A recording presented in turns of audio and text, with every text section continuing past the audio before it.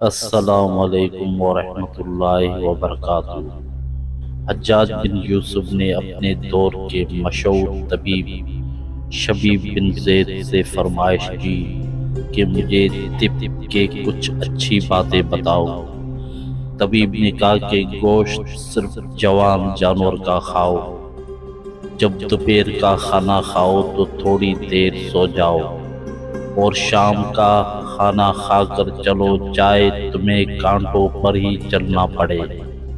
جب تک پیٹ کی پہلی غذا ہضم نہ کر لو دوسرا کھانا نہ کھاؤ، چاہے تمہیں 3 دن لگ جائے،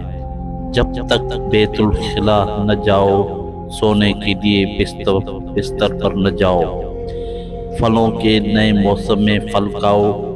موسم جانے لگے تو پھل کھانا چھوڑ دو،